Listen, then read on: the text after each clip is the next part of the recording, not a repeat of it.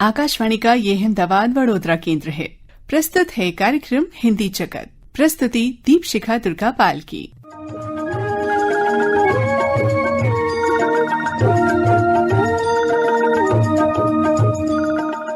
हिंदी जगत के हमारे जितने भी श्रोता हैं उन सभी को मधु का सप्रेम नमस्कार।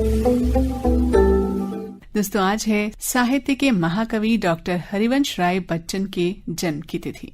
हालावादी काव्य धारा के प्रमुख कवि माने जाते हैं वो। हिंदी साहित्य की धरोहर डॉक्टर हरिवंश राय बच्चन। इस विषय पर आइए सुनते हैं कवयित्री, शिक्षाविद, संपादक और अनुवादक डॉक्टर अंजना संधीर को।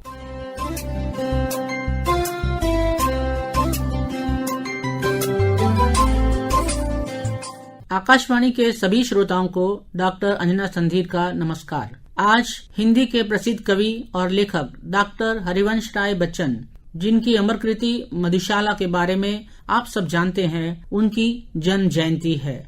उनका जन्म 27 नवंबर 1907 में उत्तर प्रदेश के इलाहाबाद, जो आज प्रयागराज के नाम से जाना जाता है, उसके नजदीक प्रतापगढ़ जिले के एक छोटे से गांव पट्टी में हुआ था। घर वाले बचपन में उन्हें प्यार से बच्चन कहते थे, जो धीरे धीरे आगे चलकर उनका उपनाम बन गया और विश्व में प्रसिद्ध हुआ। उन्होंने इलाहाबाद विश्वविद्यालय से अंग्रेजी विषय में एमए किया। वे उच्च शिक्षा हेतु इंग्लैंड गए। उन्होंने अंग्रेजी के प्रसिद्ध कवि W.B. यीट्स की कविताओं पर शोध कार्य किया और PhD की उपाधि प्राप्त की। सन 1941 से 52 तक इलाहाबाद विश्वविद्यालय में अंग्रेजी साहित्य पढ़ाया। वे अवधी, हिंदी और अंग्रेजी भाषाओं के अच्छे ज्ञाता थे। सन 1926 में उनका विवाह श्यामा जी से हुआ, लेकिन टीबी की लंबी बीमारी के चलते 1936 में उनका देहांत हो गया। 5 वर्ष पश्चात एक पंजाबी स्त्री तेजस्वी से 1941 में उनका दूसरा विवाह हुआ, जिसके बाद उन्होंने नीड़ का निर्माण फिर जैसी कविताएं लिखी। उनके 2 बेटे अजिताज बच्चन तथा भारतीय फिल्म उद्योग के अभिनेता, जिन्हें सदी का महानायक कहा जाता है, अमिताभ बच्चन हैं। वे हिंदी भाषा के एक कवि और लेखक थे तथा हिंदी कविता के उत्तर छायावाद काल के प्रमुख कवियों में से एक थे। वे कवि सम्मेलनों की शान थे। उन्होंने प्रचुर मात्रा में साहित्य लिखा, जिसमें 26 काव्य संग्रह लिखे। उनका पहला काव्य संग्रह 13 हार 1929 में प्रकाशित हुआ। उनकी आत्मकथा 4 खंडों में प्रकाशित हुई और बहुत ही चर्चित है। क्या भूलूं क्या याद करूं को उन्होंने प्रफुल्ल चंद ओझा, मुक्त और राजनाथ पांडे को समर्पित किया है, जो 1969 में प्रकाशित हुई थी। उसका दूसरा भाग नीड़ का निर्माण फिर 1970 में, तीसरा भाग बसेरे से दूर 1977 में तथा चौथा भाग 10 द्वार से सोपान तक 1985 में प्रकाशित हुआ। इसके अलावा एक निबंध की पुस्तक नए पुराने झरोखे लिखी, जो 1962 में प्रकाशित हुई। अपने इंग्लैंड के निवास दौरान उन्होंने प्रवास की डायरी भी लिखी, जो उस समय की विदेश में हिंदी की गतिविधियों पर भी प्रकाश डालती है और बहुत चर्चित पुस्तक है।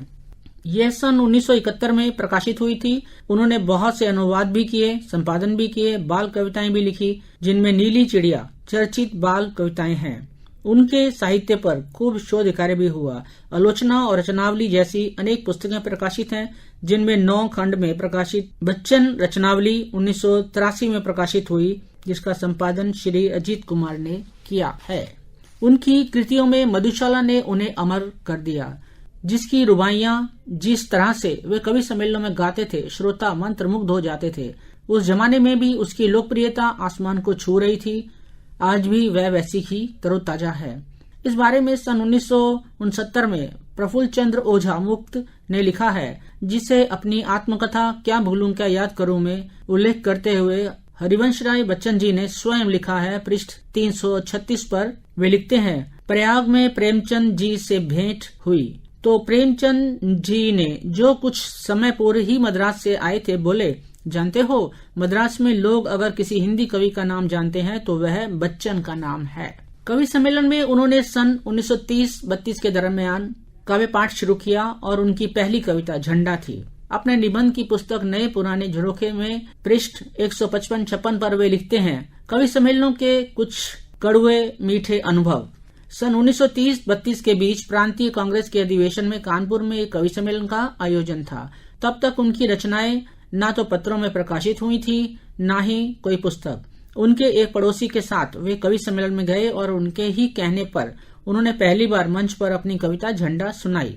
इस कार्यक्रम के सभापति स्नेही जी थे, जिन्होंने उनकी पीठ थपथपाई और वे आत्मविश्वास लेकर प्रयाग लौटे। दिसंबर 1933 में मधुशाला की कुछ रुबाइयां सरस्वती पत्रिका में छपी थीं। उसी महीने काशी विश्वविद्यालय में कवि सम्मेलन हुआ शिवाजी हॉल में, जिसके सभापति प्रोफेसर मनोरंजन थे। उन दिनों विद्यार्थियों में कवि सम्मेलन के प्रति विशेष आकर्षण नहीं था। बच्चन जी लिखते हैं, यहाँ पहली बार उन्होंने मधुशाला सुनाई। जिस रसिकता से, उमंग और उत्साह से उन्होंने सुना, उसका वर्णन मुश्किल है। दूसरे दिन मधुशाला सुनने को फिर एक सभा बुलाई गई और पहले दिन से दुगने विद्यार्थी जमकर बैठे और बच्चन जी ने पूरी मधुशाला सुनाई।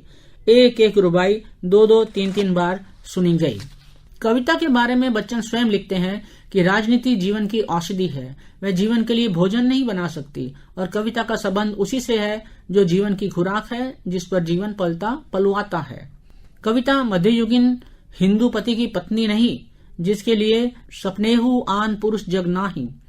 घनिष्ठता उसकी जीवन के मूलभूत भावों अनुभवों से हो, पर उसका स्नेह संबंध, मैत्री, परिचय औरों से भी हो सकता है।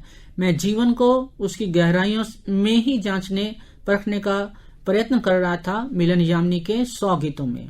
मिलन यामिनी में 100 गीत हैं जो 1945 से 1950 के दरमियान लिखे गए हैं, जिसका पुस्तक रूप में प्रकाशन 1950 में हुआ। इस पुस्तक के बारे में प्रकाशक ने लिखा है कि मिलन यामिनी राग के संसार को जीने भोगने की अनुभूति है। जिस मास यह पुस्तक छपी, उसी मास उनके छोटे भाई शालिग्राम का देहावसान हो गया और वे अपने परिवार में भाई बहनों में एकमात्र शेष रह गए। उस समय वे इंग्लैंड में अभ्यासरत थे, कैम्ब्रिज विश्वविद्यालय में पीएचडी कर रहे थे। उनके विकास में उनके छोटे भाई शालिग्राम का बहुत बड़ा हाथ था। उन्होंने दुख के उन क्षणों में कविता लिखी थी, जबकि मैंने देश दुनिया भूल कविता कामिनी का मर्ज पाला, तब पसीने की कमाई से तुम्ही ने घर संभाला। राग रस पकते तभी हैं जबकि फुर्सत से उन्हें कोई पकाए, कर मुझे बेफिक्र तुमने ही सरल और साफ की थी राह मेरी। 4 बहनों भाइयों के बीच केवल एक मैं बाकी बचा हूँ, काल का उद्देश्य कोई पूर्ण करने को गया शायद रचा हूँ, और क्या आता मुझे है सिर्फ इसको छोड़ तुक से तुक मिलाना, है अभी मुखरित कहाँ हर एक सुख की सांस, दुख की आह मेरी, हाय शालिग्राम तुम भाई न थे तुम दाहिनी थे वाह मेरे। कवि का हृदय संवेदनशील होता है, छोटी छोटी चीजें उसे छूती हैं और वह आम आदमी से किस तरह अलग होता है, यह बात उसकी रचनाएं बताती हैं। उसके जीवन के विकास में उनकी माँ का कितना हाथ है, उसे वे बहुत सुंदर ढंग से इस तरह एक कविता में व्यक्त करते हैं।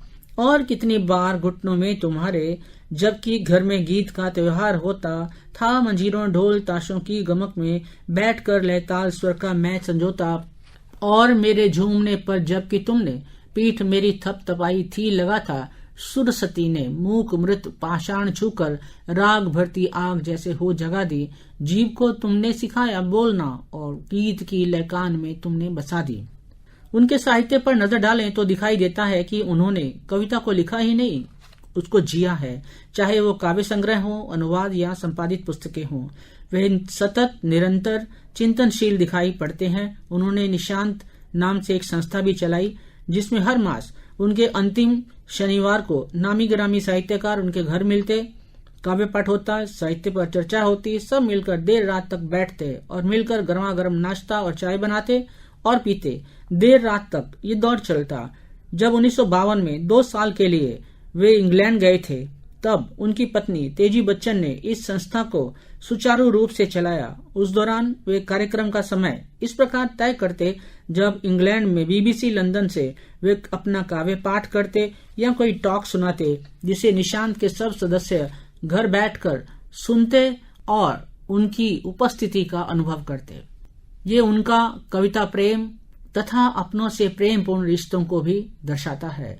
विलियम बटलर यीस्ट के लिए वे कहते हैं, कहीं न कहीं मेरा उनसे रहस्यपूर्ण आत्मिक्य है। मुझे शुरू से ही लगता था आकर्षक व्यक्तित्व तुम्हारा।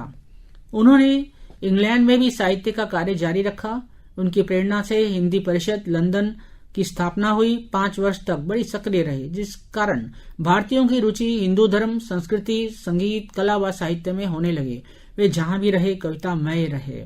उन्हें बहुत से सम्मान प्राप्त हुए, जैसे सन 1968 में इनके काव्य संग्रह 2 चट्टाने पर उन्हें हिंदी कविता साहित्य अकादमी का पुरस्कार दिया गया।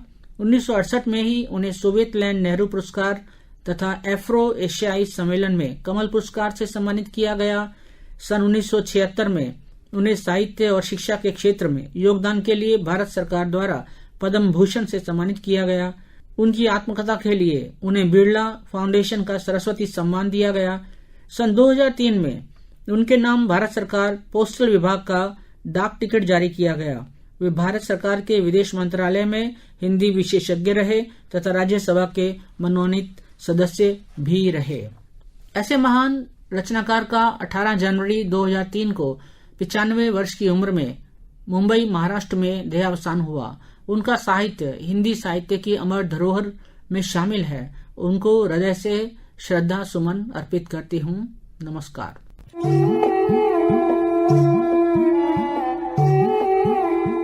हिंदी साहित्य की धरोहर डॉक्टर हरिवंश राय बच्चन, इसी विषय पर अभी चर्चा कर रही थी डॉक्टर अंजना संधीर।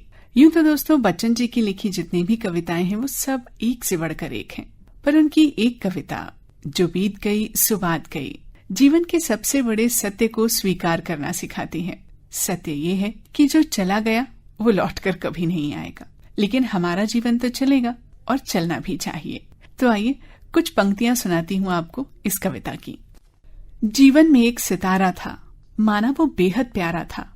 वो डूब गया तो डूब गया, अंबर के आनन को देखो, कितने इसके तारे टूटे, कितने इसके प्यारे छूटे। जो छूट गए फिर कहाँ मिले, पर बोलो टूटे तारों पर कब अंबर शोक मनाता है। जो बीत गई सो बात गई। जीवन में वो था एक कुसुम, थे उस पर नित्य निछावर तुम।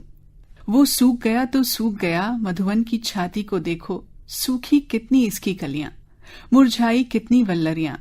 जो मुरझाई फिर कहाँ खिली, पर बोलो सूखे फूलों पर कब मधुवन शोर मचाता है। जो बीत गई सो बात गई। तो बस दोस्तों, जो बीत गई सो बात गई। अब हमारा वक्त भी इस कार्यक्रम का बीत चला है। आपसे इजाजत चाहूंगी, फिर मुलाकात होगी आपसे। तब तक के लिए नमस्कार।